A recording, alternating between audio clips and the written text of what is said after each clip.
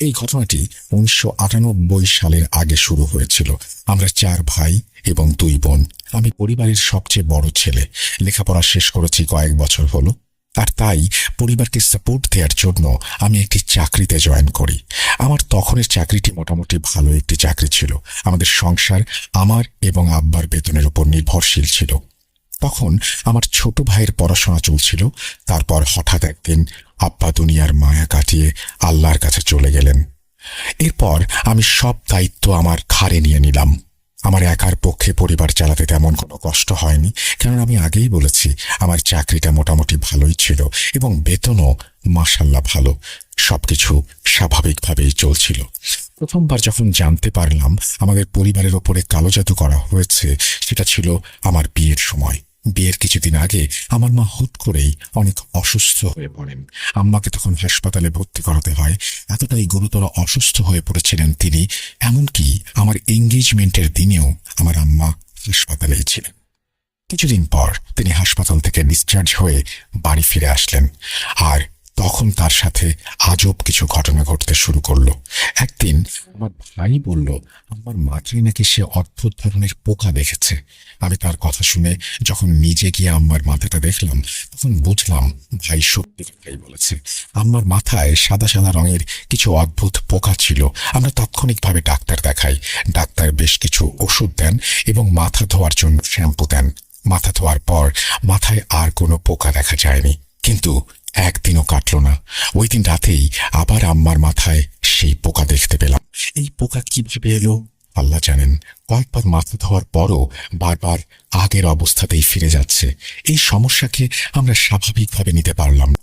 তাই আমরা একজন হুজুরের সঙ্গে যোগাযোগ করলাম। আমরা যখন আম্মাকে নিয়ে তার কাছে গেলাম, তখন তিনি আমাদেরকে দেখেই চোখ বন্ধ করে কি যেন সব পড়তে শুরু করলেন। কিছুক্ষণ পর তিনি চোখ খুললেন আর বললেন, দেখুন, আমি আপনাদের কোনো ধোঁয়াশার মধ্যে রাখতে চাই না।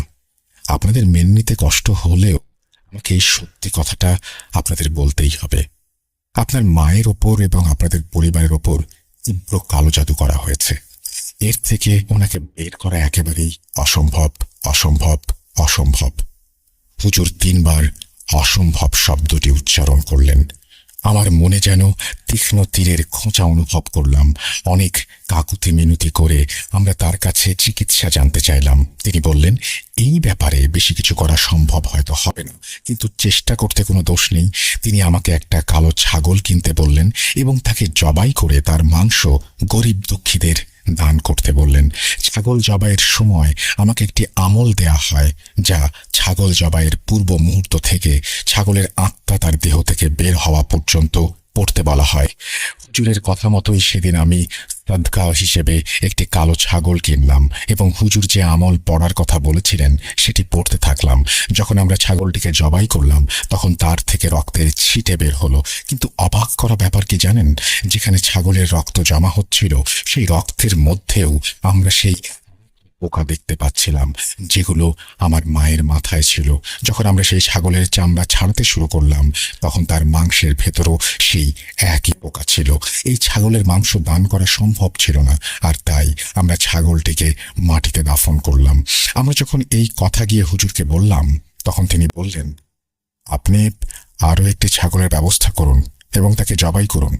ছাগল একদমে কিনবেন, কোনো দর কষাকষি চলবে না। তার কথা মতোই আমরা দ্বিতীয়বার ছাগল কিনে তাকে জবাই করলাম। তখনও একই রকম ঘটনা ঘটল। তার রক্তে এবং মাংসে সেই সাদা পোকাগুলো সেই দিনও ছিল।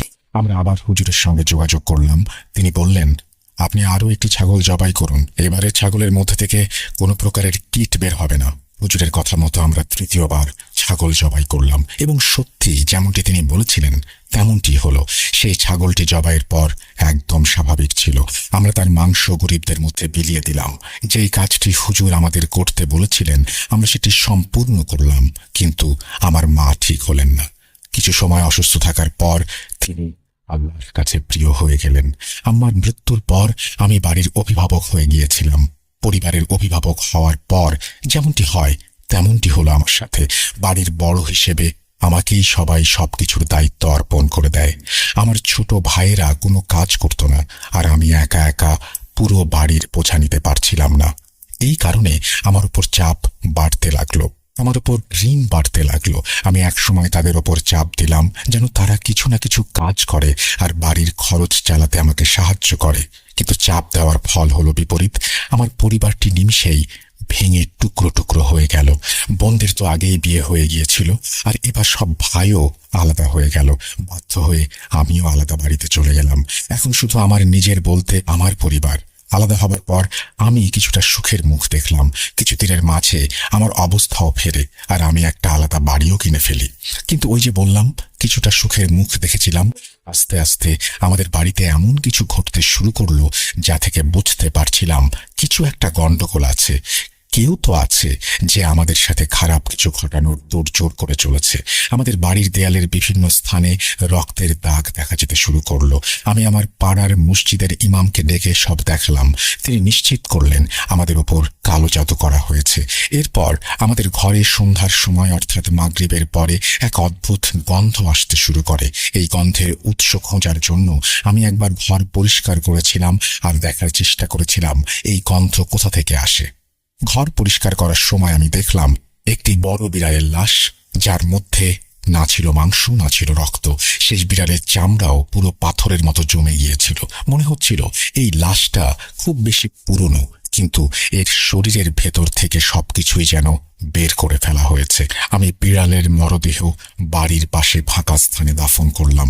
আশ্চর্যজনকভাবে এর পরেও আমাদের বাড়িতে ৩-৪ বার একই ধরনের বিড়ালের লাশ বিছানার নিচে পাওয়া গেল।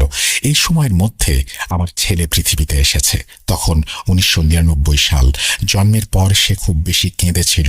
জন্মানোর পর থেকেই সে খুব অসুস্থও ছিল। এমন কোনো ডাক্তার নেই যাকে আমি দেখাইনি। তার রিপোর্টে কখনো কখনো কিছু ধরা পড়তো, আবার কখনো কিছুই ধরা পড়তো না। যে ডাক্তাররা টেস্ট করাতেন তারা নিজেরাও অবাক হতেন যে আগে যেটা টেস্টে ধরা পড়েছে পরে সেটা টেস্টে ধরা পড়েনি। রোগের বদলে অন্য কোনো রোগ হয়তো ধরা পড়ত। এদিকে সব সমস্যা নিয়মিত চলছিল, অন্যদিকে আমার চাকরিরও সমস্যা হচ্ছিল। আমি যেই জায়গায় কাজ করতাম সেখানে লোকজনের আচরণ আমার সাথে খুব খারাপ হতে শুরু করলো। আমার ফ্যাক্টরির মালিক নানান সময় নানান কারণে আমাকে বকাবকি করতে শুরু করলেন। আমার কোনো ভুল থাকুক বা না থাকুক, তার আচরণ দেখে মনে হচ্ছিল সে যেন কোনো এক সময় আমাকে চাকরি থেকে বের করে দেবে। কিছুদিন পর আমার ধারণাই সত্যি হলো। আমার বস কোনো ভুল বা কোনো কারণ ছাড়াই আমাকে চাকরি থেকে বের করে দিলেন। অন্যদিকে বাড়ির অবস্থাও একই রকম ছিল। আমার কাপড় আলমারিতে থাকা অবস্থায় নিজে থেকেই ছেড়ে যাচ্ছিল। স্বপ্নে বাসার পাশের ট্রেনে সাপ দেখতাম আমি। এই ধরনের ঘটনাগুলো খুব বেশি ঘটে চলেছিল। একদিন আমার স্ত্রীকে দেখে খুব চিন্তিত মনে হলো। আমি কি হয়েছে জিজ্ঞেস করলাম। উত্তরে সে বলল, আমাদের ছেলের চুল নাকি কেউ কেটে ফেলেছে। আমি তার কথা শুনে ঘরে গেলাম। দেখলাম আমার ছেলে ঘুমাচ্ছে, অর্থাৎ তার মাথার চুল পুরোপুরি পরিষ্কার হয়ে গেছে। মনে হচ্ছিল যেন কেউ তার চুলগুলো খুব মনোযোগ সহকারে কেটে নিয়ে গেছে। আমার ছেলেরও খুব খারাপ অবস্থা ছিল। সে কিছুই খাচ্ছিল না, পানি পর্যন্ত না। খুব জোর করে তার মুখে খাবার ঢোকাতাম। একদিন খুব দুশ্চিন্তায় বন্ধুদের সাথে বসেছিলাম। এমন অবস্থা দেখে আমার বন্ধুরা আমাকে জিজ্ঞেস করলো আমার কিছু হয়েছে কিনা। আমি তাদেরকে সবকিছু খুলে বললাম। আমার কথা শুনে সে আমাকে একটা দরবারের নাম বলল। তোর ছেলেকে দরবারে নিয়ে যা, শোনা গেছে সেখানে দোয়া করা হয় এবং যে দোয়া করা হয় সেটাই কবুল হয়।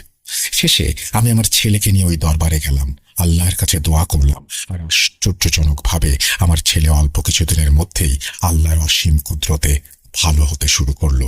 সে এখন খাবার দাবার খাচ্ছে আর কান্না করা অনেক নিয়ে দিয়েছে। কিন্তু আমার চাকরি না থাকায় উপার্জন হচ্ছিল না। বাধ্য হয়ে আমি একটা হলুদ ট্যাক্সি ভাড়া নিলাম আর চালাতে শুরু করলাম। ঠিকাদারকে টাকা দেওয়ার পর আমার কাছে খুব অল্প টাকা থাকতো, যা দিয়ে সংসার চালানো কঠিন হয়ে পড়ছিল। তবু আল্লাহর উপর ভরসা রেখেই জীবন কাটাচ্ছিলাম। কিছুদিন ঠিক চলার পর আবার প্রায় ৩ সপ্তাহেই বিছানার নিচ থেকে ১ বা ২ বার কখনো বিড়ালের আবার কখনো পেঁচার লাশ বের হয়ে আসতো। তাদের মধ্যে না থাকতো মাংস, না থাকতো চোখ, শুধু থাকতো শুকনো ত্বক আর হাড্ডি। যদি আমি ট্যাক্সি চালাচ্ছিলাম, কিন্তু আমি এতে মোটেও সন্তুষ্ট ছিলাম না। আয় রোজগার তেমন একটা হচ্ছিল না। আমি চাইছিলাম কোনো একটা ভালো কোম্পানিতে আমার চাকরি হোক, কারণ পরিবারের অবস্থা দিন দিন খারাপ হয়ে যাচ্ছে।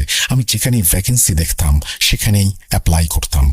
কয়েকটি রেফারেন্সও দিয়েছিলাম, কিন্তু কিছুতেই কিছু হচ্ছিল না। আমি প্রতি 2-3 দিন পর পর নানান কোম্পানিতে চক্কর লাগাতাম, তাদের কাছে মিনতি করতাম, কিন্তু তারা কেউ আমাকে চাকরি দিত না, এড়িয়ে যেত। একদিন আমি ট্যাক্সি চালাচ্ছিলাম, পেছনে একজন যাত্রী বসেছিল। আমার ফোনে এক বন্ধুর কল আসলো। আমি তাকে অনেক অনুরোধ করে বললাম, ভাই, যেভাবেই হোক আমার একটা চাকরির ব্যবস্থা করে দে। সে আমাকে বলেছিল, আমি চেষ্টা করছি, আমাকে একটু সময় দে, আমি দেখছি কি করা যায়। তার কথা শুনে আমি নিরাশ হয়ে ফোন রেখে দেই। পেছনে যে যাত্রী বসেছিল সে আমার কথাগুলো শুনেছিল। যখন আমি কলটা কেটে দিলাম তখন সে আমার কাছে আমার সমস্যার ব্যাপারে জানতে চাইল। তখন আমার মন এতটাই ভারাক্রান্ত ছিল যে আমি তাকে সব কিছু খুলে বললাম, আমার বাড়িতে কি সমস্যা চলছে এবং কিভাবে জাদুর মাধ্যমে আমার চাকরিটা শেষ করে দেয়া হয়েছে, সবকিছু। সেই যাত্রী আমাকে বলল, আমি আপনার চাকরির ব্যাপারে কিছু করতে পারবো না, কিন্তু হ্যাঁ, আপনার সাথে যে সমস্যাগুলো চলছে সে সম্পর্কে আমি হয়তো কিছু একটা করতে পারি। আমি একজন কবিরাজ সাহেবের কথা জানি, যিনি রংপুরে থাকেন। তিনি অমুসলিম, কিন্তু আপনার চিকিৎসা নিশ্চিতভাবেই করবেন। তার কথা শুনে আমি দ্বিধাদ্বন্দ্বে পড়ে গেলাম, কারণ কবিরাজ অমুসলিম, থেকে কি হয় কে জানে। কিন্তু তখন আমার যে সময় কাটছিল তা কতটা ভয়াবহ ছিল আপনারা বুঝতেই পারছেন। আমার শুধু সমস্যা সমাধানের প্রয়োজন ছিল, তা মুসলিমের মাধ্যমেই হোক বা অমুসলিমের মাধ্যমে। ওই যাত্রী আমাকে যে ঠিকানা দিয়েছিলেন সেই অনুযায়ী আমি কিছুদিন পর সেখানে চলে গেলাম। আমি সেখানে একজন কবিরাজের দেখা পেলাম। তার সাথে দেখা হলেও প্রথমে তাকে কিছুই বললাম না। আমি কথা বলতে গেলে তিনি আমাকে ইশারায় চুপ থাকতে বলেন। তিনি শুধু আমার নাম জানতে চাইলেন এবং আশ্চর্যজনকভাবে নিজেই আমার জীবনের ব্যাপারে বলতে শুরু করলেন। প্রথমে আমি মনে করেছিলাম যে যাত্রীকে আমি সবকিছু বলেছিলাম, হয়তো সে তাকে কিছু জানিয়েছে, কিন্তু কবিরাজ তো আমার ছেলেবেলা পর্যন্ত চলে গেল। আমার ছেলেবেলায় আমি একবার গাছ থেকে পড়ে আমার একটি দাঁত হারিয়েছিলাম, যা কারোর জানার কথা না। তিনি সেটাও আমাকে বলে দিলেন। এছাড়াও তিনি এমন সব কথা বলতে শুরু করলেন যা আমি ছাড়া আর কারো জানার কথা না। আমার ওপর হওয়া কালো জাদুর ব্যাপারে তিনি ঠিক একই কথা বললেন যা আগে অন্যরাও বলেছিল। তিনি বললেন, আমার ওপর জাদু যে করাচ্ছে সে নাকি আমার খুবই কাছের মানুষ। যখন আমি তার কাছে চিকিৎসার কথা জানতে চাইলাম তখন তিনি আমাকে কিছু জিনিস আনতে বললেন। এই জিনিসগুলোর মধ্যে ছিল লবঙ্গ, মরিচ, বিভিন্ন গাছের পাতা এবং কবরস্থানের মাটি। আমি তাকে বললাম, আপনারা আমার থেকে টাকা নিন আর দয়া করে নিজেই জিনিসগুলো জোগাড় করে আনুন।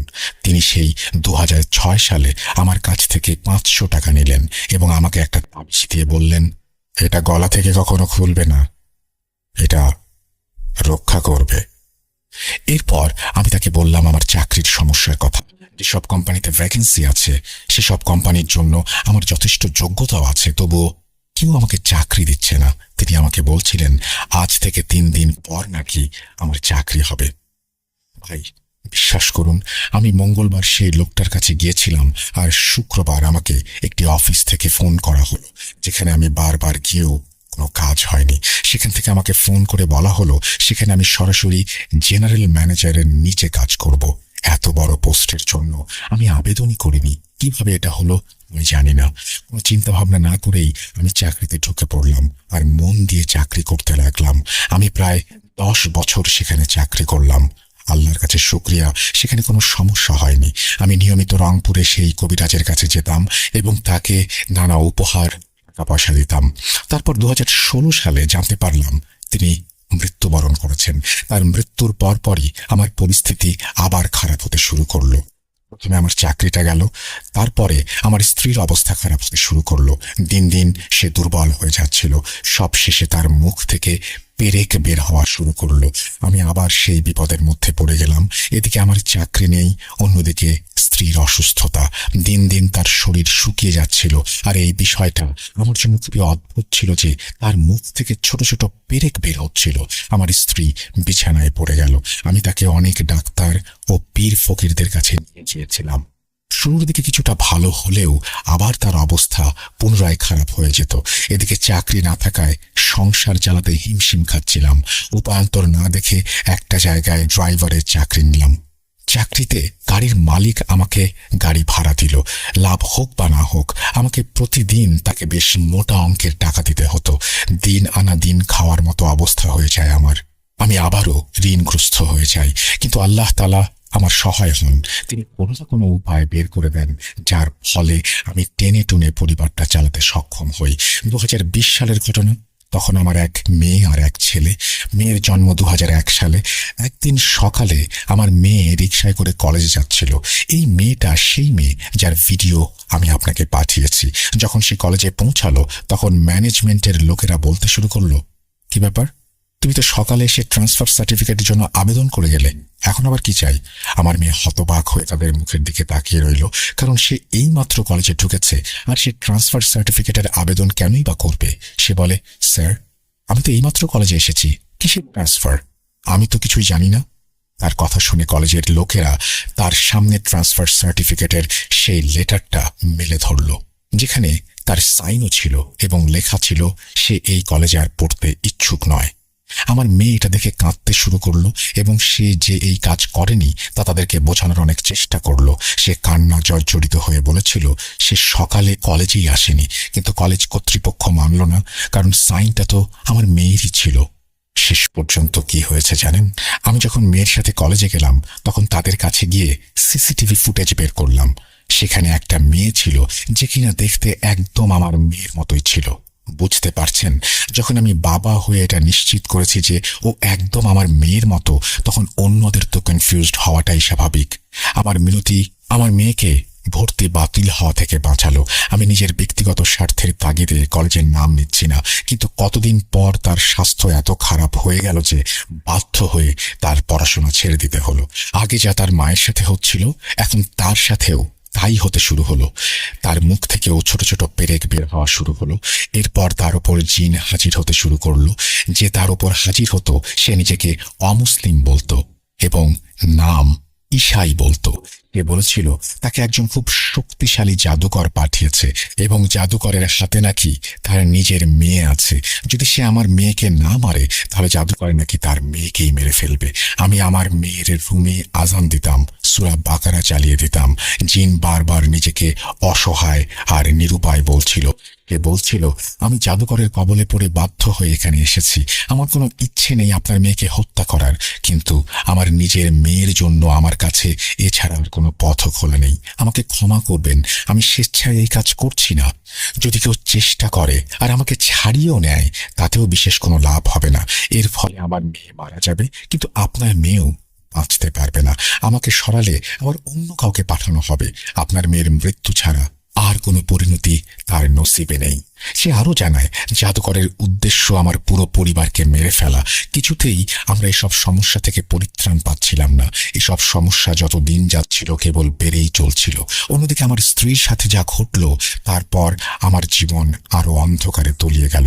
আমার স্ত্রী আমার সামনেই ভালোভাবে ওয়াশরুমে গিয়েছিল, কিন্তু সে ফিরে এলে আমি দেখি তার পুরো শরীর সামনের দিকে ঝুঁকে গেছে। মনে হচ্ছিল সে কুঁজো হয়ে গেছে। হাসপাতালের ডাক্তাররা বলেছিল তার হাড়ের টিবি হতে পারে। আমার ওপর চারপাশ থেকে ক্রমাগত বিপদ আসছিল। আমার মেয়ের ওপরও 2-3 দিন পর পরই সেই জিন হাজির হতে লাগলো আর বারবার ক্ষমা প্রার্থনা করতে লাগলো। আর আমার কাজ ছিল দুইটি, আমি আজান দিতাম আর সূরা বাকারা পড়তাম। এছাড়াও আমার মেয়ে মাঝে মাঝে খুব অসুস্থ থাকতে শুরু করে। প্রায় সময় তার ইউরিন আটকে যেত। তাকে হাসপাতালে নিয়ে ইউরিন ব্যাগ লাগাতে হতো। যখন আমরা কোনো পীর বা হুজুর দিয়ে তার চিকিৎসা শুরু করতাম, তখন কিছুদিনের জন্য সে ভালো থাকতো, আবার আগের অবস্থায় ফিরে যেত। এক সময় তার এমন অবস্থা হয়ে যায় সে বিছানায় পড়ে যায়। তার শরীরে আর কোনো বল নেই, মৃত মানুষের মতো বিছানায় পড়ে থাকে। সকল কাজ হয় বিছানায়। একদিন আমার স্ত্রী বলল আমার মেয়ের ডায়াপার পরিবর্তন করতে হবে, তাই আমাকে আর আমার ছেলেকে বাইরে পাঠিয়ে দিল। আমি বাইরে গিয়ে ছেলের মাথায় হাত রেখে বললাম, বাবা, তোমাকে মাফ করে দিও। আমি তোমাদের কাউকে ভালো জীবন দিতে পারিনি, আমি কাউকে ভালো রাখতে পারিনি। আমার জন্যই আজ তোমাদের এই করুণ অবস্থা। আমাকে ঘৃণা করো না, একটু দয়া করো নিজের বাবাকে। আমার কথা শেষ হলে ছেলের চোখে পানির উপস্থিতি দেখতে পেলাম। চুপচাপ বাবা ছেলে দাঁড়িয়ে আছে। একটু পর আমার মেয়ের ঘর থেকে আমার স্ত্রীর চিৎকারের আওয়াজ আসতে লাগলো। যখন আমি আর আমার ছেলে ঘরে ঢুকলাম তখন দেখলাম আমার মেয়ে তার মায়ের পাশেই রয়েছে আর আমার স্ত্রীর গলা চেপে ধরেছে। যখন আমি তাকে ছাড়ানোর জন্য এগিয়ে গেলাম তখন সে তার মাকে তুলে পেছনে ফেলে দিল। আমি তাকে আটকাতে গেলে একই কাজ সে আমার সাথেও করলো। আমি আর আমার ছেলে আমরা দুজন মিলে বড় কষ্টে তাকে ধরলাম এবং বিছানায় শুইয়ে দিলাম। আমি আজান দিতে লাগলাম, সূরা বাকারা পড়তে লাগলাম। এভাবেই সবকিছু চলতে থাকলো এবং পরিস্থিতি আরো খারাপ হতে লাগলো। 2022 সালে আমার হার্ট অ্যাটাক হলো। পেয়ে না কেন? এত চাপ চিন্তা করে মানুষ কতদিনই বা সুস্থ থাকতে পারে বলুন? ওই সময় আমি একটি ফ্যাক্টরিতে ছোটখাটো কাজ করছিলাম। আমাকে কাজের লোকেরাই ধরাধরি করে হাসপাতালে নিয়ে যায়। আগে থেকেই একের পর এক সমস্যা লেগেই ছিল আর এখন আমি নিজেই অসুস্থ হয়ে পড়লাম। এই সময়ই আবার বাড়ির সিঁড়ি থেকে পড়ে আমার হাত ফ্র্যাকচার হয়ে গেল। আমি তীব্র ব্যথা অনুভব করছিলাম, তাই আমি আমার স্ত্রীকে বললাম আলমারি থেকে টাকা বের করতে, যেন আমরা হাসপাতালে যেতে পারি। কিন্তু যখন আমার স্ত্রী আলমারি খুলে টাকা বের করতে গেল তখন সেখানে কোনো টাকাই ছিল না। সেখানে প্রায় 30,000-এর মতো টাকা ছিল। আগেও আমার টাকা টুকটাক গায়েব হয়ে যেত, জিনিসপত্র গায়েব হয়ে যেত, কিন্তু এত টাকা জীবনে প্রথমবার গায়েব হয়ে গেল। বাড়িতে আমার বাচ্চারা ছিল, আমার স্ত্রী ছিল, তার বাইরে কেউ ছিল না। টাকাগুলো কে নিল? আল্লাহ না করুন আমার বাচ্চাদের এমন কোনো অভ্যেস নেই। পয়সা চুরি বা হারিয়ে যাওয়া আমাদের জন্য খুব একটা বড় ধাক্কা ছিল। এত বড় একটা টাকার পরিমাণ হঠাৎ করে গায়েব হয়ে যাওয়াটা আমাদের জন্য বিষাদের পাহাড়ের মতো লেগেছিল। আমি একদিন আরেক বন্ধুর কাছে গেলাম এবং তাকে সবকিছু খুলে বললাম। আমি মূলত তার কাছে কিছু টাকার জন্য হাত পাততে গিয়েছিলাম। তার অবস্থা বেশ ভালোই ছিল। আমার দুঃখের কাহিনী শুনে সে চিন্তিত হয়ে পড়ল এবং বলল, তুই আমার সঙ্গে চল, একজন পীর সাহেব আছেন, আমি তোর চিকিৎসা করাবো এবং যত টাকা লাগে আমি দেব। আমার এক আত্মীয়ের কালো জাদুর সমস্যা ছিল, সেখানে যাবার পর সে সুস্থ হয়েছে। তাই তোর জন্য একটা চেষ্টা করব। আর টাকা পয়সা নিয়ে ভাবিস না, তোর দায়িত্ব আমি নেব যতদিন আল্লাহ কবুল করেন। পরের দিনই আমি আমার বন্ধুর সঙ্গে তার বলা পীর সাহেবের কাছে গেলাম। পীর সাহেব আমাকে দেখে বললেন, ভাই, আমি নিজেও আপনার অবস্থা দেখে খুবই আতঙ্ক অনুভব করছি। আপনার উপর মারাত্মক জাদু করা হয়েছে এবং যারা করেছেন তারা আপনার খুব কাছের লোক। অনেক দেরি হয়ে গেছে ভাই, এই জাদু অনেক বছর ধরে চলছে। আপনারা বেঁচে আছেন কিভাবে? এটাই আমার কাছে আশ্চর্যজনক মনে হচ্ছে। তার কথা শুনে আমার চোখে পানি চলে আসলো। আমি তার কাছে মিনতি করতে লাগলাম আমার পরিবারকে সাহায্য করার জন্য। তিনি আমাকে কিছু বাতি দিলেন, যেগুলো পড়া তেলে ভিজিয়ে প্রতি জুম্মারাতে জ্বালাতে হবে। তিনি আমাকে মোট 11টি বাতি দিয়েছিলেন। সাথে তিনি একটি তাবিজও দিয়ে বললেন, এটি আপনার মেয়ের গলায় পরিয়ে দিন। যা কিছুই হোক না কেন, এটা গলা থেকে যেন কিছুতেই না খোলা হয়। আমি তাবিজ নিয়ে এসে আমার মেয়ের গলায় পরিয়ে দিলাম। তাবিজ পরানোর পরই তার উপর সেই জিন হাজির হয়ে গেল। হাজির হয়ে সে আমাকে বলতে লাগলো, আজ পর্যন্ত আপনার যত ক্ষতি হয়েছে তা আমি করেছি।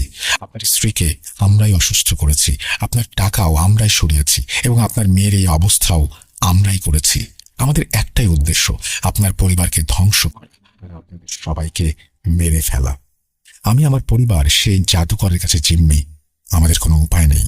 আমি টানা 11 শুক্রবার রাত ধরে সেই বাতি জ্বালিয়েছি এবং নিজে সারা রাত জেগে পাহারা দিয়েছি। প্রথম দিকে বেশ ভালোই ফলাফল পাচ্ছিলাম। যে জিন আমার মেয়ের ওপর হাজির হতো সে বলতো ওই তাবিজটা খুলে ফেলতে, কিন্তু আমরা তার কথা শুনিনি। একদিন আমার মেয়ের চুলও আমার ছেলের মতো কাটা অবস্থায় পাওয়া যায়। আমরা খেয়াল করে দেখলাম তার গলায় পীর সাহেবের দেয়া সেই তাবিজটিও নেই। যখন আমি পীর সাহেবের কাছে গিয়ে এই কথা বললাম তখন তিনি আমাকে এড়িয়ে যেতে লাগলেন এবং তার আচরণ দেখে মনে হচ্ছিল তিনি আর কোনো চিকিৎসা করতে চান না। তারপর অন্য এক পীর সাহেবের কাছে গেলাম চিকিৎসার জন্য। তিনিও আমাকে দেখে বাকি সবার মতো একই কথা বললেন। তিনি জানালেন তিনি কোনো পাকা কথা দিতে পারবেন না, কিন্তু তিনি চেষ্টার কোনো কমতি রাখবেন না। শুরু হলো চিকিৎসা। তার চিকিৎসার পর প্রায় 6-7 মাস বেশ শান্তিতে ছিলাম আমরা, কিন্তু এখন পুনরায় পরিস্থিতি আবার খারাপ হতে শুরু করেছে। আমি একজন কবিরাজকে দিয়ে পরীক্ষা করিয়েছিলাম আমার সমস্যাগুলো গভীরভাবে জানার জন্য। সে বলেছে আপনার ঘরে বর্তমানে 115টি জিন রয়েছে, যারা জাদুর মাধ্যমে আপনাদের উপর ক্রমাগত লক্ষ্য রেখে যাচ্ছে, যেন আপনার পরিবারকে ধ্বংস করতে পারে। আমি এখন অসুস্থ, আমার কাজও ঠিক মতো চলছে না। কখনো যাই, কখনো ছুটি নিতে হয়, কেননা কখনো আমার বউ আবার কখনো আমার মেয়ে মারাত্মক অসুস্থ হয়ে পড়ে এবং তাদের মুখ দিয়ে পেরেক বের হয়।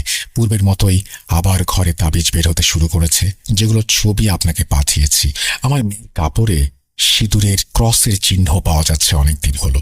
তাবিজের ওপর নাম লেখা থাকে, পুতুল তৈরি করা হয় এবং সেগুলোর ওপরেও ক্রসের চিহ্ন দেয়া থাকে। এই সব কিছু সহ্য করতে করতে 25-26 বছর পার হয়ে গেছে। কখনো কখনো মনে হয় যেন আমার সামনের সব দরজা একে একে বন্ধ হয়ে গেছে। একের পর এক শুধু বিপদ আর বিপদ। আপনার কাছ থেকে আর আপনাদের মাধ্যমে যারা আমার এই ঘটনাটি শুনবেন, তাদের কাছে আমার শুধুমাত্র একটাই অনুরোধ আছে, দয়া করে প্রতিটি নামাজে আমার জন্য একবার হলেও দোয়া করবেন, কারণ আমার সঙ্গে সেসব প্রতিনিয়ত ঘটে চলেছে।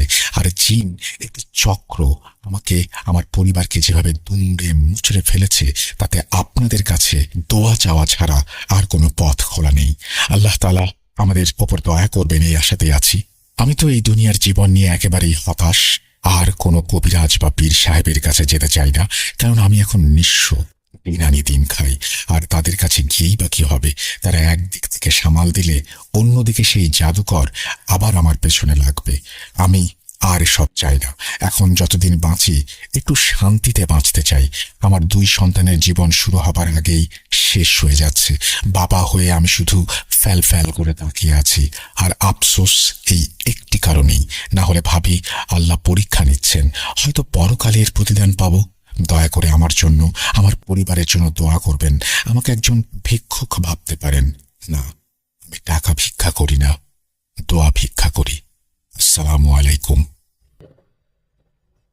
শেষ হলো সাকিব ভাইয়ের ঘটনা। আমি ঘটনার শেষে ভিডিও এবং ছবি আপলোড করে দেব।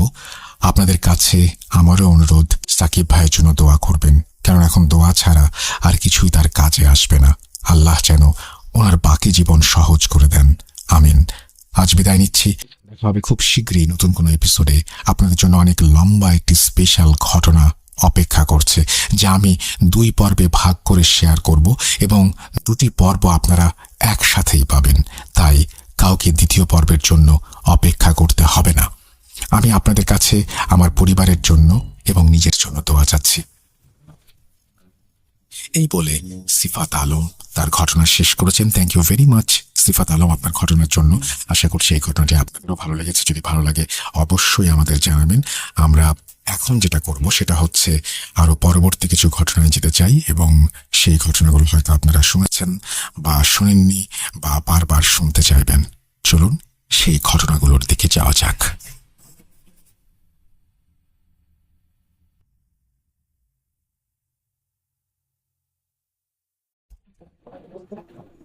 লুকোচুরি খেলবে? লুকোচুরি?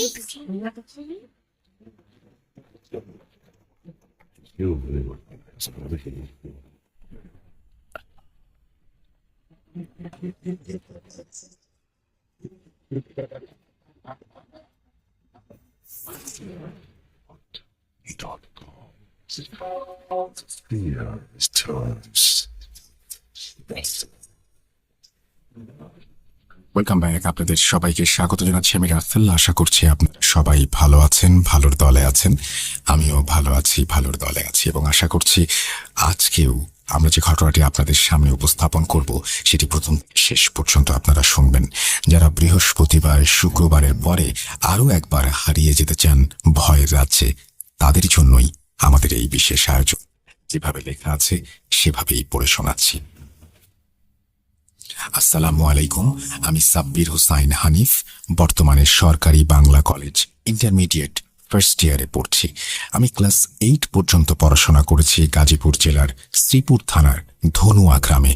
সেখানে পড়াশোনা শেষ করার পর আমার পরিবার ঠিক করে আমরা গ্রামের বাড়িতে চলে যাব, কিন্তু আমার বাবার এক পরিচিত লোকের সুবাদে আমাদের আর বাড়িতে যাওয়া হয় না, এবং ক্লাস 9-এ সেই সময়টাতে আমরা আমার পরিবার সেই ভদ্রলোকের বাড়িতে ভাড়ায় উঠি। তারপর সেই এলাকায় আমার ফ্রেন্ড না হলেও আমি পরিচিত হই অনেক বড় ভাইদের সাথে। আমরা সবাই যখন একসাথে হতাম তখন অনেক আনন্দ করতাম। আমরা প্রতি সপ্তাহে একবার বা মাঝে মাঝে মাসের মধ্যে 2-3 বার বিভিন্ন ধরনের পার্টি দিতাম, যেমন খিচুড়ি, বিরিয়ানি, মানে যেই সময় যেটা ভালো মনে হতো আর কি। একদিন আমরা সবাই চিন্তা করলাম, যেহেতু আমরা সবাই এরকম আয়োজন মাঝে মধ্যেই করে থাকি, সেই জন্য আমাদের একটা নির্দিষ্ট স্থান দরকার। তারপর আমরা একটা স্থান ঠিক করলাম। সেই স্থানটা ছিল একটা বাঁশ ঝাড়ের নিচে। সেখানে আমরা কিছু কাঠ কিনে গোল করে একটা মাচা বানাই এবং তার উপর ছাতার মতো ত্রিপল লাগিয়ে দেই। সেখানে আমরা প্রতিনিয়তই আড্ডা দিতাম। মূল কাহিনীটা শুরু হলো একদিন রাতে, যখন আমরা সবাই মিলে বিরিয়ানি রান্না করার প্ল্যান করছিলাম এবং সব কেনাকাটা করে বিরিয়ানি রান্নার শেষে সবাই মিলে খেতে বসেছি। খাওয়া দাওয়া যখন শেষের দিকে, তখন পাশের বাড়ির ভাড়াটিয়া মহিলা জোরে একটা চিৎকার দেয়। চিৎকার দেওয়ার পরে আমরা প্রথমে সবাই ভাবলাম হয়তো পারিবারিক ঝগড়া কলহ, কিন্তু যখন মহিলা আবার জোরে জোরে চিৎকার করতে থাকে, তখন আমরা সবাই বললাম, না, এবার আর বসে থাকা যায় না, আগে গিয়ে দেখি কি হয়েছে। তারপর সেখানে 2জন বলল, তোমরা সবাই গিয়ে দেখে আসো, আমরা 2জন এখানে খাবারগুলো পাহারা দিচ্ছি, কারণ কুকুর এসে খাবার নষ্ট করে ফেলতে পারে। তারপর সেখানে আমরা গেলাম, গিয়ে দেখি ঘরের মধ্যে আলো জ্বালানো এবং আশেপাশের রুমের অনেকেই জড়ো হয়েছে। তখন কেউ একজন জিজ্ঞেস করলো, কি হয়েছে তোমাদের, এত রাতে চিৎকার করছো কেন? তখন ওই মহিলার জবানবন্দিতে আমাদের সবার গায়ের লোম দাঁড়িয়ে গেল। মহিলার কথাগুলো ছিল এরকম, উনি স্বপ্ন দেখেন যে রাতে উনি ঘুমাচ্ছেন এবং হঠাৎ করে তার আশেপাশে সব কালো চুলে ভরে গেছে। এই স্বপ্ন দেখার পর উনি যখন জেগে ওঠেন, তখন তিনি দেখতে পান বাস্তবেই তার আশেপাশে সম্পূর্ণ ঘর জুড়ে চুলে ছেয়ে গেছে, এমনকি তার হাত পাও চুল দিয়ে বাঁধা। এই কাহিনী শোনার পরে আমাদের আর ভালো লাগলো না। তখন আমরা আবার সেখানে চলে গেলাম এবং যা খাবার বাকি ছিল তা খেয়ে শেষ করলাম। মনে ভয় নেই আমরা সবাই খাবার খাচ্ছিলাম। এরপর আমাদের বাসায় যাবার পালা, তো সবাই বাসায় চলে আসতে লাগলাম। আমার এক বড় ভাই নাদিম, আমরা একই বাসায় থাকি। আমরা 2জন বাসায় আসার সময় অন্যদিকের একটা বাঁশ ঝাড় থেকে কটমট আওয়াজ শুনলাম। আমার আরেকজন বড় ভাইও সেটা শুনতে পেয়েছে। তখন সে বলল, সমস্যা নাই, বাসায় যাও। তখন একটা বিড়াল আমাদের বাসার গেট পর্যন্ত পিছু নিয়েছে। মূলত এই বিড়াল আর বাঁশঝাড়ের ঘটনাটা আমরা তেমন সিরিয়াসলি নেইনি, কারণ এগুলো আমাদের সাথে ওইদিকে প্রায়ই হতো, কারণ আমরা অধিকাংশ সময় রাত 3টা বা 4টার সময় বের হতাম। কিন্তু এর পরের দিন সকালবেলা আমার এক বড় ভাই, তার নাম রাসেল, সে আমাদের সাথে রাতের বিড়াল আর বাঁশঝাড়ের আওয়াজটা শুনেছে এবং দেখেছে। সে বলল, কাল রাতে ফজরের আজানের আগে প্রায় 3টা বা 3:30 এমন হবে, আমার সঠিক টাইম এবং তারিখ মনে নেই। এই সময় আমাদের আর এক বড় ভাই নাকি তাকে এসে ডেকেছে, এই রাসেল, ওঠ, অফিসে যাবি না? তখন ভাইয়ার ওয়াইফ বলেছে, তোমার না কালকে অফিস বন্ধ? তখন ভাইয়া বলেছে, এ শয়তানি করিস না। সেই সময় হঠাৎ করেই ঘরের উপরে ঢিল পড়া শুরু হয়। এই ঘটনা শোনার পর আমরা সবাই বিকেলবেলা ওই মহিলার অবস্থা জানার জন্য ওই বাড়িতে গেলাম এবং শুনতে পেলাম মহিলা নাকি আবার আজকে আমাদের যাওয়ার কিছুক্ষণ আগে খুব বিশ্রী চেহারার সাদা কাপড় পরা এক অবয়ব দেখেছে। ওই দিন রাতের বেলা আবার শুনতে পেলাম মহিলার বাসায় কবিরাজ আসবে। তখন আমি এবং আমার বড় ভাইরা সেখানে গেলাম। আমাদের খাটের উপরে বসতে বলা হলো। কবিরাজ তার স্ত্রীর ওপর তার পালিত জিনকে হাজির করলেন এবং জিজ্ঞেস করলেন যে এই মহিলার উপরে কেন এমন হচ্ছে। বিশেষ দ্রষ্টব্যে বলতে পারি, কবিরাজ নাকি আমি জানি না, কারণ লোকটি আমাদের ধর্মের লোক ছিল না। তারপর কবিরাজের বউয়ের ওপর জিনটা বলল যে এ খুব বাজে জিন, মহিলার কোনো ভুলের কারণেই তার উপরে আসর করেছে। এই কথা বলার পর দেখতে পেলাম কবিরাজের বউ স্বাভাবিক অবস্থায় ফিরে এসেছে। ঠিক সেই মুহূর্তে আবার ওই মহিলা বলছে সেই জিনটা নাকি ঘরের দরজার সামনে দাঁড়িয়ে হাসছে এবং খুব ভয়ঙ্কর চেহারা নিয়েই হাসছে। পরবর্তীতে মহিলাটি আবার তাড়াহুড়ো করে বলল যে দরজা থেকে এখন তার দিকে এগোচ্ছে। এই বলে মহিলাটি চিৎকার শুরু করলো। তখন কবিরাজ বলল, রোগী এখানে আছে, ডাক্তারও আছে, তাহলে সমস্যা কিসের? এখন তো আরো ভালোভাবে ওষুধ দিতে পারবো। তখন কবিরাজ সেই জিনকে মহিলার শরীরে আসর করায় এবং জিজ্ঞাসা করতে থাকে। বহু সময় পর মহিলারূপী জিন বলে সে ওই মহিলার মৃত খালার কবরের পাশে থাকতো এবং সেখানে মহিলাটি জুতো পায়ে তাদের গায়ের ওপরে পা দিয়েছে। সেই রাগে তার সাথে সে সব করেছে। কিন্তু কবিরাজ বলল, যেহেতু তোমার মেয়ের মতো, তাহলে কেন ভয় দেখাবে তুমি? তখন আর কোনো কথা বলে না। মহিলাটির শরীর ছেড়ে যেতে বললে অস্বীকার করে।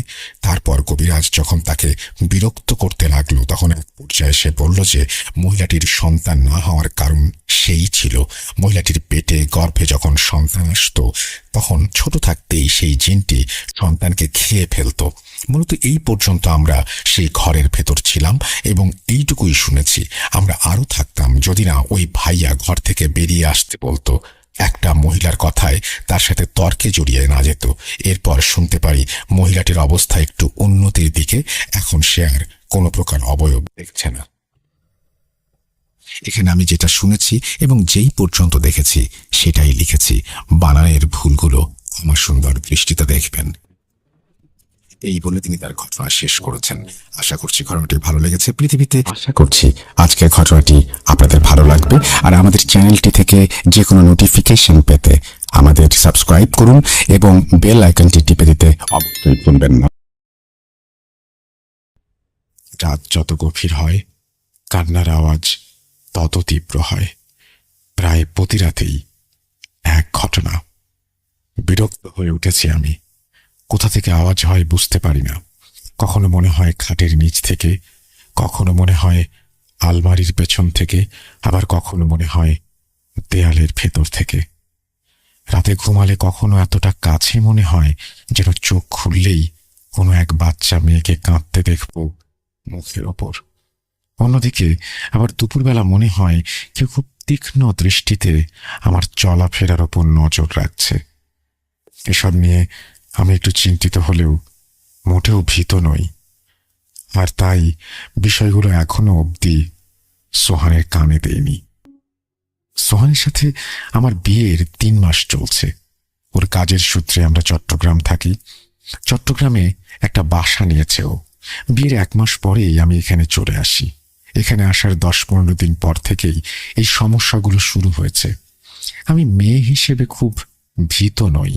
প্যারানর্মাল এই ঘটনাগুলো আমার বিশ্বাসে কুলোয় না, তাই হয়তো এখনো অবধি ভয় পাইনি। কিন্তু তারপরও মাঝে মাঝে মনে হয় এই বাসায় আমি ছাড়া অন্য কেউ নেই। আজ সোহান ফোন দিয়ে জানালো রাতে ফিরতে সামান্য দেরি হবে। আমি একা। সোহান আবার এই বিষয়গুলোতে খুব সেন্সিটিভ, তাই ও দেরি হলেও জানিয়ে দেয় যাতে করে আমি আরো সতর্ক থাকতে পারি। রাত প্রায় 9টা বাজে। টিভি দেখছি। টিভির পাশ দিয়েই চলে গেছে একটা ছোট্ট ব্যালকনি, আমার খুব পছন্দের। ওখানে বসলেও আমার রুমটা দেখা যায় খুব পরিষ্কারভাবে। আমি টিভি অন রেখেই কফির মগটা হাতে ব্যালকনিতে এসে দাঁড়ালাম। খুব সুন্দর বাতাস। ঘরের এসিতেও সেই শান্তি নেই। একটু আরাম করেই দোলনে বসলাম। মনোরম একটা পরিবেশ। হঠাৎ করে আচমকা টিভির চ্যানেলটা বদলে গেল, ভলিউম বেড়ে গেল, গান হচ্ছিল। আমি বসা থেকে উঠে দাঁড়ালাম, ভালোভাবে ঘরটাকে লক্ষ্য করলাম। কেউ নেই তো। রিমোট সোফার ওপরেই। চ্যানেল বদলালো কি করে বুঝলাম না। আমি ধীরে ধীরে ঘরে আসলাম। কফির মগটা টেবিলে রেখে গেস্ট রুমের দিকে এগোতে লাগলাম। মনে হচ্ছে ওখানে কেউ আছে। হাতে একটা লাঠি নিলাম। চোর হলে মার লাগাবো। আমাদের গেস্ট রুম পর্দা দেয়া। গেস্ট রুমের সামনে দাঁড়াতেই পর্দার পেছনে একটা স্পষ্ট অবয়ব দেখতে পেলাম। শক্ত হাতে লাঠিটা চেপে ধরতেই মনে হলো এত লম্বা মানুষ হয় নাকি। অফ হোয়াইট পর্দায় কালো অবয়বটা স্পষ্ট, কিন্তু কোথায় শেষ? শেষ নেই কোনো। শরীরের গঠন মানুষের মতন নয়, শুধু লম্বা, কোনো গঠন নেই। আর দুলছে অবয়বটা, সাথে পর্দাটাও নড়ছে হালকা। আমি সাহস করেই এক টানে পর্দাটা সরিয়ে দেখি সোফার উপর একটা না 2টা বিরাট ছায়া। আমি পর্দা টান দিতেই ছায়াটা যেন ছিটকে ওদিকে চলে গেল। গেস্ট রুমের লাইট অফ থাকায় আমি শুধু ছায়া দুটোই দেখছিলাম। হঠাৎ দরজার কলিং বেল বেজে উঠল। আমি ছুটে গিয়ে দরজা খুলে দেখি সোহান। ওকে দেখে শান্তি ফিরে পেলাম। খেতে বসেছি। ভাবলাম আজকের ঘটনাগুলো সব জানিয়ে দেব ওকে, কারণ আমি সত্যি ভয় পেয়েছি। কিন্তু ওকে দেখে মনে হলো ওর শরীরটা ভালো না, ক্লান্ত। তাই কিছু না বলেই আমি শুতে এলাম। কতক্ষণ ঘুমিয়েছি মনে নেই। কলিং বেলের তীব্র আওয়াজে ঘুম ভেঙে গেল আমার। বিরক্ত হলাম ভীষণ। এই সময় আবার কে? পাশে তাকিয়ে দেখি সোহান নিশ্চিন্তে ঘুমিয়ে। খুব ধকল গেছে মনে হয় আজ। বেলটা বেজেই যাচ্ছে। হাতে একটা লাঠি নিয়ে বের হলাম। আমার আবার খুব জোরের ভয়। দরজা খুলে দিয়ে আমি হতভম্ব। সোহান বৃষ্টিতে ভিজে কাক ভেজা হয়ে আমার সামনে দাঁড়িয়ে। আমি চোখ বড় বড় করে সোহানকে দেখছি। সোহান এগিয়ে এসে আমার গায়ে হাত রেখে বলল, রিন্তি, আরে ওকে? ভয় পাচ্ছ কেন? আমি সোহানকে ধাক্কা দিয়ে দৌড়ে বেডরুমে চলে আসলাম। এসে দেখি ঘর ফাঁকা, কেউ নেই ঘরে। আমি চিৎকার দিয়ে জ্ঞান হারালাম। 2 দিন প্রচন্ড জ্বর ছিল। সোহান ছুটিতে ছিল এই 2 দিন। আজ অনেকটা সুস্থ মনেই সোহানকে গতদিনের ঘটে যাওয়া ঘটনাটা পুরো খুলে বললাম। ও শুধু বলল, হয়তো আমি বলেছিলাম আমার ফিরতে দেরি হবে, তাহলে আমি এত আগে চলে এলাম আর এসে তোমায় কিছু বললামও না, কেন তাড়াতাড়ি ফিরলাম। কি বলেছি সবকিছু? আর এমনটা কি আমি কখনো করি বলো? আচ্ছা, অনেকদিন থেকে বাসায় তুমি একা বসে, কাল আমরা বের হবো, ঠিক আছে? আমি সোহানের কথাগুলো ভাবতে লাগলাম। ও তো ঠিকই বলেছে। আমি যখন কফি খাচ্ছিলাম তখন 9টা বাজে। তারপরে এই ঘটনাগুলো এত তাড়াতাড়ি ঘটে গেল কিভাবে? আমি কফি খেলাম, গেস্ট রুমে গেলাম, ছায়া দুটো দেখলাম, হঠাৎ কলিং বেল বেজে উঠল, সোহান আসলো, আমি ওর সাথে খেলাম পর্যন্ত, ঘুমাতে গেলাম, আবার বেল বাজার আওয়াজ, তখন তো পাশেই ছিল। আবার দরজা খুলেও সোহানকেই দেখলাম। তাহলে ঘরে আমি কার সাথে ছিলাম, কার সাথে খেলাম? আর সোহান বলল বাসায় এসেছে 12টায়। তাহলে এত কিছু এই স্বল্প সময়েই কিভাবে ঘটে গেল? আমি কিছুই যেন মিলাতে পারছিলাম না। মাথাটা ভার হয়ে আসছে। ছায়া দুটোর কথা মনে পড়তেই গেস্ট রুমে গেলাম। 2 দিন পর আজ সোহান অফিসে গেছে। বর্তমানে আমি একা সোফায় বসে আছি। হঠাৎ ধূপ করে একটা কিছু পড়ার আওয়াজ পেলাম রান্নাঘর থেকে। রান্নাঘরে যেতে ভয় পাচ্ছি, শরীরটা ভালো নেই। নতুন কোনো ধাক্কা হয়তো আমি আর নিতে পারবো না। রান্নাঘরে গিয়ে দেখি কিছুই নেই, সব ঠিক, শুধু তেলের বোতলটা মাটিতে পড়ে আছে, কিন্তু তেল নেই। ইদানিং বেশ কিছুদিন থেকে বাড়িতে অন্য কোনো সমস্যা না থাকলেও তেল পাওয়া যাচ্ছে না। কথাটা খুব হাস্যকর হলেও সত্যি। প্রতিদিন তেল ভর্তি করে রাখলেও তেলের বোতল ফাঁকা হয়ে যায় নিমিষেই। ইঁদুরের কাজ না কিসের কাজ আমি জানি না। প্রতিদিন দুপুরে রান্না করার সময় এই ঝামেলা আমার পোহাতে হয়। আজও তাই হয়েছে। তাই আজ তেল কিনে আর রান্নাঘরে রাখিনি, আমি বেডরুমে রেখে দিয়েছি। যা হয় হোক, নিজ চোখে দেখা যাবে এবার। আজ প্রচন্ড রোদ, এত গরম যা অভাবনীয়। গোসল করে বেরিয়েছি মাত্র। আনুমানিক 2:05 অথবা 10 বাজে। ঘরে ঢুকেই আমার সামনে দেখি বিরাট লম্বা কুঁচকুঁচে কালো লোক, খালি গা, চপচপ করে নিজেদের শরীরে তেল মাখছে, আর তেলের বোতল ততক্ষণে ফাঁকা। এই দৃশ্য দেখা মাত্রই আমি প্রচন্ড চিৎকারে অজ্ঞান হয়ে গেলাম। তারপর আবার প্রায় সপ্তাহখানেক অসুস্থ। বাসায় এখন আমার সাথে একটা মেয়ে থাকে। আমার শ্বশুর বাড়ি থেকে পাঠিয়েছে আমার দেখাশোনার জন্য। ওর নাম পারুল, বয়স 17-18 মতন। বেশ কিছুদিন আমি ভালো থাকলেও মনের মধ্যে অশান্তি আর ভয় বাসা বেঁধেছে। আমি তো এমন ছিলাম না, তাহলে এমন হলাম কেন? বিকেলে পারুল ছাদে গেছে কাপড় আনতে। আমি গল্পের বই পড়ছিলাম। প্রায় অনেকটা সময় কেটে গেল। ও এখনো আসছে না কেন ভেবেই নিজেই ছাদে চলে গেলাম। কত করে বলেছি বিকেলে ছাদে দাঁড়াবি না, কথাই শোনে না। ছাদের দরজার কাছে আসতে কেমন গোঙানির মতো একটা আওয়াজ পেলাম।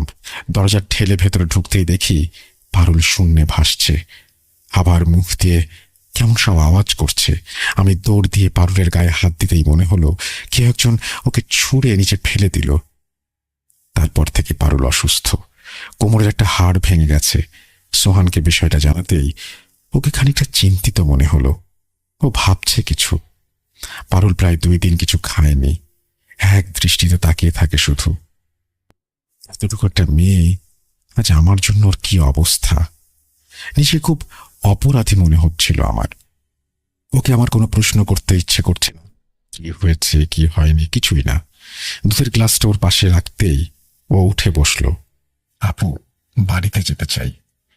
এখানে আর থাকবো না। ভাইয়াকে বল আমি বাড়ি যাব। আচ্ছা শান্ত হ, তোকে বাড়ি দিয়ে আসবো। টিকিট করতে গেছে তোর ভাইয়া, কাল সকালেই তোকে রেখে আসবে। আজ লক্ষ্মী মেয়ের মতো দুধটুকু খেয়ে ঘুমিয়ে পড়। সারা রাত পারুলের চিন্তায় ঘুম আসেনি। আজ সোহান পারুলকে রাখতে যাচ্ছে ওর বাসায়। আমাদের বাসাতেই ওর এত বড় ক্ষতি হলো, তাই সোহানকে বলেছি তুমি রেখে আসো ওকে, আর ওর মায়ের হাতে কিছু দিয়েও এসো। আমি আজকের রাতটা একা থাকতে পারবো। ও কাল সকালে আবার ব্যাক করবে। পারুলের ব্যাগ গুছিয়ে দিচ্ছিলাম, এমন সময় পারুল বলে উঠল, আপু, তোমাদের বাড়িতে ভূত আছে। ভূত আছে কিনা আমি জানি না, কিন্তু পারুলকে এই সময় বেশ ভয় দেখালে চলবে না। তাই আমি হাসতে হাসতে বললাম, তাই? কেমন রে ভূত দেখতে? কেমন জানিস তুই? পারুল চোখ বড় করে বলল, একদম কালো কুচকুচে দুটা ভূত, মানুষের থেকে অনেক লম্বা। ওই যে সেদিন ওরাই তো আমাকে ছাদে ধরে রেখেছিল। বলতে বলতে সোহান চলে এলো। পারুল, রেডি? চলো, বের হতে হবে। তারপর আমাকে বিদায় জানিয়ে দুজনে চলে গেল। খুব একটা শান্তি পাচ্ছি না আমি। ভয় পাচ্ছি আজ রাতে বাসায় আমি একা। আর পারুল, ও দুটা লোকের কথা বলল, ও তো ভুল কিছু দেখেনি। সত্যি তো ওরা আছে। ওরা কে? কেন ওরা এখানে? এই বাসাটা এখন আমার কাছে বিভৎস লাগে। তেলের বোতলটা বের করে রান্নাঘরে রেখে এলাম। আমি রুমে শুয়ে আছি। রাত 3:30 বাজে। হঠাৎ রান্নাঘর থেকে খসখস আওয়াজ ভেসে আসলো। বুঝতে পারছিলাম রান্নাঘরে কেউ এসেছে, হয়তো ওই দুইজন। কিন্তু আমি মনে মনে ঠিক করলাম, না, আমি ওইদিকে মনোযোগ দেব না, দেখতে যাব না। আমি ফেসবুক স্ক্রল করে যাচ্ছি। এভাবে থাকতে থাকতে কখন যেন ঘুমিয়ে পড়েছি। ঘুম ভেঙে দেখি পুরো বাড়ি অন্ধকার। বুঝলাম হয়ে গেছে। দিনের বেলা কোনো রুমেই আমি লাইট দেই না, তাই পুরো বাড়ি এখন অন্ধকার হয়ে আছে। আমি ফোন হাতে ফ্ল্যাশটা অন করে পাশে চোখ যেতেই দেখি বিরাট লম্বা মোটা একটা লোক আমার পাশে হাত পা ছিটিয়ে শুয়ে আছে। তার চোখ দুটো চকচক করে জ্বলছিল। আমি চিৎকার দিয়ে বিছানা থেকে উঠে দাঁড়ালাম। সাহস করে ফ্ল্যাশ লাইটটা আবার বিছানায় দিতেই দেখি বিছানাটা ফাঁকা। আমি ধীরে ধীরে ঘরের সব লাইট জ্বালিয়ে দিলাম। তারপর রান্নাঘরের লাইট জ্বালিয়ে দেখি পুরো মেঝেতে তেল চিপচিপে হয়ে আছে। আমি সেদিকে আর চোখ না দিয়ে ড্রয়িং রুমে আসলাম। টিভি দেখছিলাম। হঠাৎ মনে হলো গেস্ট রুম থেকে বেডরুমের দিকে যেন কে হেঁটে গেল। আমি সোফায় বসে থাকায় দেখতে না পেলেও বুঝতে পারলাম বারবার হাঁটাচলা করছিল কেউ। পা টেনে টেনে হাঁটাচলা করছিল। আমি মনে মনে সাহস করলাম, আর ভালো লাগছে না এভাবে এই ভয়ে ভয়ে থাকতে। যা হবার হবে দেখা যাবে। আমি জানি এই বাড়িতে আমি ছাড়া আরো দুজন আছে। আমি ড্রয়িং রুমের দরজার সামনে দাঁড়িয়ে ওই বিদঘুটে কালো লম্বা দুজন মানুষকে দেখতে পেলাম। তারা দাঁড়িয়ে, এত ভয়ঙ্কর চেহারা তাদের, পুরো শরীর তেলে চকচক করছিল। এই মুহূর্তে আমার মনে হচ্ছে এই দৃশ্য দেখার আগে আমি কেন মরে গেলাম না। আমি কি করব ভেবে না পেয়ে ওদের পাশ কেটে আমার রুমে যাওয়ার চেষ্টা করতেই আমি পড়ে গেলাম। মনে হচ্ছে আমার পা কেউ টেনে ধরেছে। পেছনে তাকিয়ে দেখি সত্যি তো ওরা আমার পা টেনে ধরেছে। আমি আমার রুমের দরজাটা শক্ত করে ধরেছি। নিজের সর্বস্ব শক্তি দিয়ে নিজেকে বাঁচানোর চেষ্টা করে যাচ্ছি। ইতোমধ্যে আমার বাঁ হাতের আঙুল নখ সব ভেঙে রক্তাক্ত। মনে মনে আমি যত সূরা জানতাম সব পড়তে শুরু করে দিয়েছি। আল্লাহকে ডেকে চলেছি বারবার। হঠাৎ ধাক্কায় জেগে উঠলাম। আমি তখনও মেঝেতে শুয়ে। আশেপাশে তাকিয়ে দেখি অসংখ্য জিনিস মেঝেতে ছড়িয়ে ছিটিয়ে আছে। ঘড়িতে তাকিয়ে দেখি দুপুর 12টা বাজে। রক্ত শুকিয়ে জমে গেছে আর প্রচন্ড ব্যথা। মাথাটা ভীষণ ঘুরছে। কাল রাতে তাহলে ওরা আমায় কিছু করেনি। দরজার ধাক্কায় আওয়াজ বেড়েই চলেছে। কোনো মতে উঠে দরজা খুলে দেখি সোহান। সোহানকে দেখে স্বস্তির নিঃশ্বাস ফেললাম আমি। ও এগিয়ে এসে বলল, তুমি ঠিক আছো তো? আর কি হয়েছে তোমার? ঘরে এই অবস্থা কেন? তারপর আমি সোহানকে আগের রাতের সব ঘটনা খুলে বললাম। আমি আরো বললাম, আমি জানি তুমি আমার কথা বিশ্বাস করো না, কিন্তু সত্যি এই বাড়িতে কিছু একটা আছে। সোহান আমার ধারণাকে ভুল প্রমাণ করে বলল, আমি তোমায় অবিশ্বাস করি না, আসলে সেই বাড়িতে সমস্যা আছে। বললাম, তুমিও কি কিছু ফিল করেছো? সোহান বলল, পারুলের সাথে ওই ঘটনাটা ঘটার পর একদিন তুমি ঘুমিয়েছ, আমি অফিসের কিছু কাজ করছিলাম, হঠাৎ কেমন একটা শব্দ কানে আসছিল, খসখস ধরনের, মনে হচ্ছে কেউ কিছু কাটছিল। কি শব্দ হচ্ছে দেখতে দরজা খুলে দেখি আমার দরজার বরাবর একদম নিচের দিকে মেঝেতে দুজন কালো লোক বসে মাথা উঁচু করে এক দৃষ্টিতে তাকিয়ে আছে। আমি মুহূর্তে দরজা বন্ধ করে দিই। বিশ্বাস করো, আমি প্রচন্ড ভয় পেয়েছিলাম, কিন্তু সেই সময় এই বিষয়গুলো তোমাকে বলা উচিত হবে না ভেবেই বলিনি। কিন্তু এই বাড়িতে এমন একটা সমস্যা আছে জেনেও আব্দুর রব স্যার কেন আমাদের কাছে এই বাড়ি বেচলেন? প্রশ্নোত্তর খোঁজার সময় এখন নেই। এতটুকু আমরা বুঝে গেছি, এই বাড়িটা আমাদের জন্য নিরাপদ নয়। আর আমাদের বাসার খুব কাছাকাছি কোনো বাসাও নেই এখানে। খুব মনোরম, নিরিবিলি, শান্ত একটা পরিবেশ। কিছুটা সামনে আছে একটা ভাবির বাসা। আমরা আমাদের প্রয়োজনীয় কিছু জিনিসপত্র নিয়ে সেখানে চলে গেলাম। মিরসরাইয়ে আমার এক খালাতো বোন আছে, সেখানে আজ রাত থেকে কাল আমরা দিনাজপুরের উদ্দেশ্যে রওনা দেব। দিনাজপুর আমার শ্বশুর বাড়ি, কিন্তু বাড়িটা যেহেতু এখন আমাদের, তাই এই বাড়ির রহস্য জানাও এখন আমাদের কর্তব্য। তাই এখন উদ্দেশ্য ওই ভাবির বাসায় যাওয়া আর সব জানা। কেউই আমাদের এই বাড়ির বিষয়ে আর কিছু বলেনি, কিন্তু এখন সব জানা আমাদের প্রয়োজন। ভাবি আমাদের দুজনকে হয়তো এভাবে দেখবেন আশা করেননি। কিছুটা ইতস্তত করেই প্রশ্ন করে বসলেন, কি ব্যাপার ভাবি, আপনারা এখন কোনো সমস্যা হয়নি তো? আমি বললাম, ভাবি, সমস্যার কথাই তো জানতে এসেছি, আশা করছি কিছু লুকাবেন না। ভাবি, আমরা যে আপনাদের বাড়িটায় থাকি, সেই বাড়িটা কি কোনো সমস্যা আছে? ভাবি যেন একটু নড়ে চড়ে বসলেন, তারপর ভীত চোখে আবার প্রশ্ন করলেন, কেন, কিছু হয়েছে কি? আমি আর থাকতে না পেরে পুরো ঘটনা খুলে বললাম। তারপর ভাবি যা বলল তা শোনার জন্য আমি মোটেও প্রস্তুত ছিলাম না। হ্যাঁ, জানতাম কিছুটা সমস্যা আছে, কিন্তু এমন কিছু কখনোই ভাবিনি। ভাবি বললেন, আব্দুর রউফ বাসা করার 1 বছর পর এসে এই বাসায় ওঠেন। বাসাটা ওর বউয়ের ভীষণ পছন্দের। উনি পেশায় ডেপুটি ইন্সপেক্টর, ডিআইজি, এবং সে কারণে বাসায় খুব একটা সময় দিতে পারতেন না। সেজন্য নিরিবিলি আর শান্ত একটা বাসায় বাস করাই তার উদ্দেশ্য ছিল। বাসার সামনে পেছনে বাগান করা, যাতে করে ওনার বউ বাচ্চারা সুন্দর একটা সময় কাটাতে পারে। প্রচন্ড রাগী স্বভাবের মানুষ ছিলেন তিনি, অল্পতেই রেগে যেতেন এবং প্রচুর ধনীও ছিলেন। সেই সময় আমাদের এলাকায় খুব চুরি হচ্ছিল, কিন্তু চোরকে সেটা কেউ ধরতে পারছে না। কিন্তু এলাকার সবাই জানতো চোরকে। সাজু রাজু নামেই জমজ 2 ভাই একত্রে বড়লোকের বাড়িতে লুটত। সবসময় গায়ে তেল চপচপ করে মেখে ঘুরে বেড়াতো তারা। সবাই শুধুই মুখে বলতো সাজু রাজুর কথা, কিন্তু হাতে নাতে ধরার সুযোগ কেউ কখনো পায়নি। দেখতে যেমন বিশাল দেহী, কালো লম্বা দৈত্যের মতন, চুরির ক্ষেত্রেও ছিল ভীষণ চালাক চতুর। একবার ওরা রাত প্রায় 2টায় রউফের বাড়িতে চুরি করতে গিয়ে ধরা পড়ে। যদিও আমরা নিজের চোখে দেখিনি, তবে শুনেছিলাম রউফ নাকি সাজু রাজুকে পিটিয়ে মেরে ফেলেছিল। ওই সময় ওরা নাকি একটু পানির জন্য আকুতি মিনতি করলে ওদের মুখে মেরে দাঁত ভেঙে দিয়েছিল উনি। তারপর তাদের রান্নাঘরে আটকে রাখা হয়েছিল সারা রাত। যদিও সকালবেলা আমরা কেউ ওদের লাশ দেখতে পারিনি, কোথায় গেছে জানি না আজ অব্দি। তবে তারপর এলাকায় আজ কোনোদিন কোনো চুরি হয়নি। এগুলো আমাদের বাসায় কেয়ারটেকার সিদ্দিকের মুখেই শোনা। তার ঠিক কিছুদিন পরেই কোনো এক অজানা কারণে তারা পাড়ি দিলেন কুয়েতের উদ্দেশ্যে, আর রেখে গেলেন কেয়ারটেকার সিদ্দিককে। সেও সপ্তাহখানেক পর বাড়ি ছেড়ে দিল। তার মতে রাত হলে বাড়িতে কান্নার আওয়াজ, চিৎকারের আওয়াজ পাওয়া যায়। অটোমেটিক লাইট জ্বলে নেভে। এলাকার সবার ধারণা এই ঘটনা আমরা সবাই জানি বিধায় আমাদের এত ভয়, নয়তো সব কিছুই নয়। এরপর 4 বছর বাসা একদম ফাঁকা ছিল। তারপর আপনারা এলেন। আপনাদের দেখে আমাদের মনেই হয়নি আপনাদের ওই বাড়িতে কোনো সমস্যা আছে। মনে করেছিলাম আসলেই ওসব হয়তো কিছুই নয়।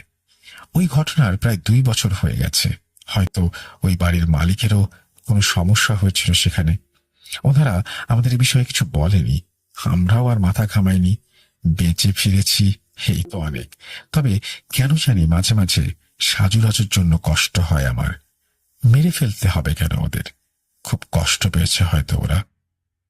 ওই বাসাটা বন্ধ করে আমরা চলে এসেছি। জানি না কি অবস্থা এখন ওখানকার।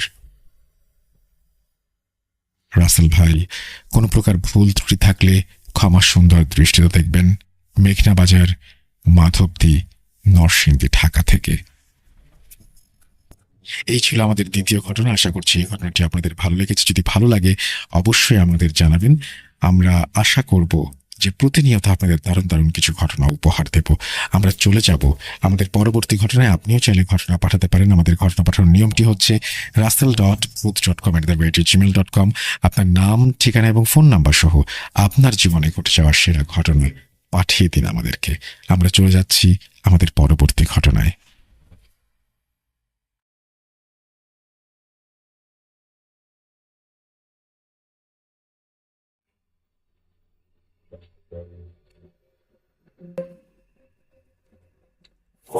Booth.com with Russell. আরও একবার আপনাদের সবাইকে স্বাগত জানাচ্ছি আমি রাসেল। আশা করছি আপনারা সবাই ভালো আছেন, ভালোর দলে আছেন। সপ্তাহ ঘুরে আবারও ফিরে এলাম আপনাদের কাছে। ফিরে আসার যে কারণটি, সেই কারণটি হচ্ছে আপনারা যারা বৃহস্পতিবার, শুক্রবারের পরেও আরও একটি দিন ভয়ের রাজ্যে হারিয়ে যেতে চান, তাদের জন্যই এই বিশেষ আয়োজন। আমরা একেবারেই কথা বাড়াবো না। কথা না বাড়িয়ে সরাসরি চলে যাব আমাদের মূল ঘটনায়। আশা করছি ভালো লাগবে আপনাদের। চলুন শুরু করা যাক। আসসালামু আলাইকুম রাসেল ভাই, আশা করি সর্বদা ভালোর দলে আছেন। প্রথমেই শব্দ চয়নের জন্য ক্ষমা প্রার্থী। আমার নাম সাবিহা। আমি এইবার এইচএসসি দিয়েছি। আমি পুরান ঢাকার লালবাগের একটি এলাকা, সেটার নাম তিনি প্রকাশ করতে চান না, সেই এলাকায় তিনি থাকেন এবং তিনি বলছেন যে আমার ঘটনাগুলো ছোট ছোট হবার কারণে ভাগ ভাগ করে লিখেছি। ঘটনা এক।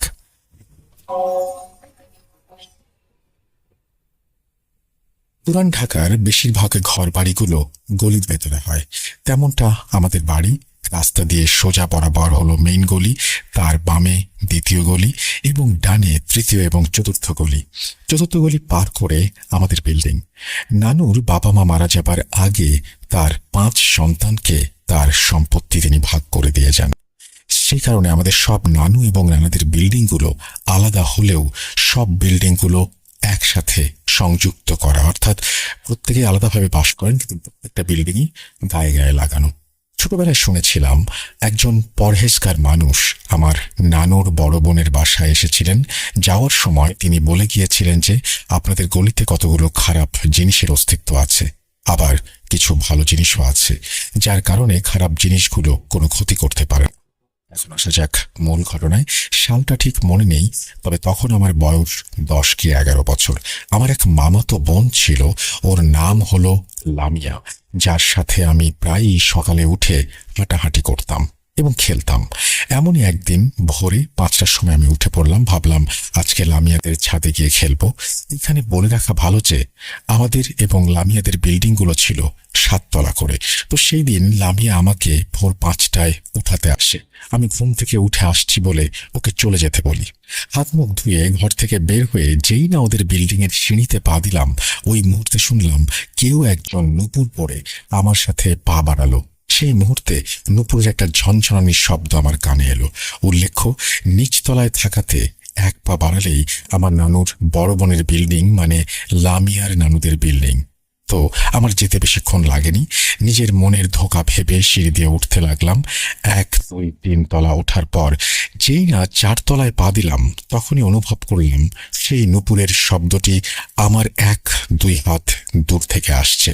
এরপর 5 তলায় উঠতেই মনে হলো কেউ একজন আমার পেছনে আমার সাথেই। ঘুরে দেখলাম কেউ নেই। সিঁড়ি দিয়ে উঠতে লাগলাম। যেই না 1 পা সিঁড়িতে দিয়েছি, অমনি আবারও নুপুরের শব্দ কানে এলো।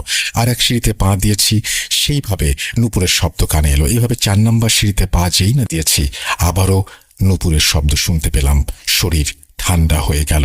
পা মনে হয় জমে গিয়েছে, সিঁড়ি দিয়ে উঠতে পারছি না। সেই ছোট বয়সে যা সূরা পারতাম মনে মনে সবগুলো পড়তে শুরু করলাম। দৌড় মেরে উপরে ওঠার চেষ্টা করলাম। যত দৌড়াচ্ছি সেই নুপুরের শব্দটিও আমার সাথেই দৌড়াচ্ছে। এইরকম করে আমি এক পর্যায়ে ছাদে পড়ে গেলাম। ছাদে এসে দেখি লামিয়া দাঁড়ানো। ওকে দেখে কিছুটা ভয় দূর হলো আমার। ওর কাছে যেই না সব ঘটনা বলতে যাব, ওই সময় অনুভব করলাম আমার চারপাশে গোল বৃত্তাকার কিছু একটা ঘুরছে এবং নুপুরের শব্দ সেখান থেকে আসছে। দুজনের হাত শক্ত করে ধরে রাখলাম এবং অনবরত সূরা পড়তে লাগলাম। প্রায় 1 মিনিট সেই ধরে থাকার পর দুজন মিলে একটা দৌড় দিলাম। দৌড়ে যতই নিচে নামছি সেই নুপুরের শব্দও আমাদের সাথে নিচে নামছে।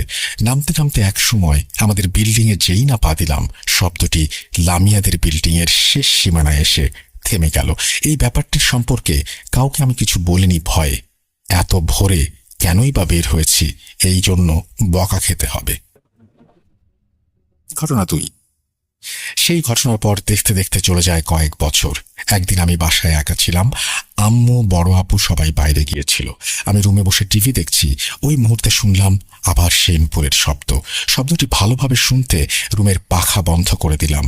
এবার ভালো করে শুনলাম যে শব্দটি আমার রুম থেকেই আসছে। ভয়ে এক দৌড়ে নানুদের ঘরে চলে গেলাম। এরপর সেই শব্দটি আমাদের বিল্ডিংয়ে শোনা যেত প্রায় প্রতি রাতে। মনে হতো কেউ যেন পুরো বিল্ডিং জুড়ে নুপুর পায়ে হাঁটছে। শব্দটি যখন হতো তখন সবাই শুনতে পেত। পরে জানা গিয়েছে যে এই নুপুর পরে হাঁটার শব্দটির উৎপত্তি হয়েছিল আমার নানুর বোনের বাসার পেছনে একটি বড় লম্বা গলির মতো একটি ড্রেন আছে, সেখান থেকে এই শব্দটি উঠে আসতো। তারপর এই শব্দটি আসে আমার নানুর বাসা বা লামিয়াদের বাসা থেকে, তারপর আমাদের বাসায়, এরপর নানু ভাই মানে আমার নানার বাসাতেও সেই শব্দটি চলে যায়। বলা যেতে পারে এই নুপুরের শব্দটি একটি নির্দিষ্ট সময় পরপর স্থান পরিবর্তন করত। এই শব্দটি আমরা অনেকেই শুনতে পারলেও কেউ কখনো আমরা কিছু দেখিনি। ঘটনা 3। আমরা নিচ তলায় থাকার কারণে গভীর রাতে প্রায় 3টা সাড়ে 3টার মধ্যে শুনতে পেতাম যে কে যেন ধীর পায়ে জুতো পরে সিঁড়ি দিয়ে উঠছে। আর এই শব্দটি শুধু আমাদের সিঁড়িতেই সীমাবদ্ধ ছিল। সেই জুতো পরে হাঁটার শব্দটা শুধু আসতো আমাদের গেটের বাইরের সিঁড়ির বারান্দা থেকে শুরু করে নিচতলার সিঁড়ি পর্যন্ত। আর সব থেকে মজার ব্যাপার হচ্ছে এটি শুধু বারান্দা দিয়ে হাঁটতো, সিঁড়ি দিয়ে উঠতো, কিন্তু সিঁড়ি দিয়ে নামার শব্দ আমরা কখনো পেতাম না।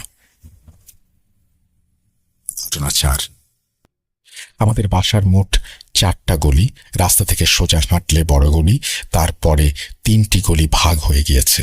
এখন ঘটনায় চলে যাই। ছোটবেলা থেকেই আমরা 5 বান্ধবী, আমি, লামিয়া, ফারিয়া, মুনমুন ও তুষি একসাথে আমাদের রাস্তার সাথে বড় গলিতে খেলতাম। এমনই এক রমজান মাসে আমার বান্ধবী ফারিয়া সেহরি শেষ করে যেই না দাঁড়ালো, দেখল আমি লাল স্কার্ট পরে সেই বাম দিকের চিপা গলি দিয়ে পলকহীনভাবে তাকিয়ে যাচ্ছি। কিন্তু পরদিন ফারিয়া আমাকে জিজ্ঞেস করার পর আমি বললাম যে কাল রাতে তো আমি বের হইনি। তখন মনের ভেতর এক অজানা ভয় কাজ করতে লাগলো। ফারিয়ার ভাষ্যমতে সে নাকি আমাকে অনেকবার ডেকেছে, আমি শুনিনি। জানি না এই ঘটনাটি কতটুকু সত্যি, কিন্তু আমি এরপর ওকে যতবারই জিজ্ঞেস করেছি সে সবসময় এটাই বলেছে এটা নাকি সত্যি এবং সে দেখেছে। উল্লেখ্য, আমাকে যে গলিতে ফারিয়া যেতে দেখেছিল সেই গলিটা হলো সবচেয়ে খারাপ। সেই গলির ভেতরে অনেক পুরনো একটি ভাঙা বাড়ি আছে, যেখানে একটি টেবিল ও টেবিলের ওপর একটি গলায় ফাঁস দেয়া দড়ি ঝুলন্ত অবস্থায় থাকত। যখনই কেউ গলিতে যেত গলার দড়িটা একা একাই ঝুলতে থাকত। তো এই ছিল ঘটনা। পছন্দ হলে পড়ে শোনাবেন, এই বলে তিনি তার ঘটনা শেষ করেছেন। থ্যাংক ইউ ভেরি মাচ আপনার ঘটনার জন্য। আশা করছি এই ঘটনা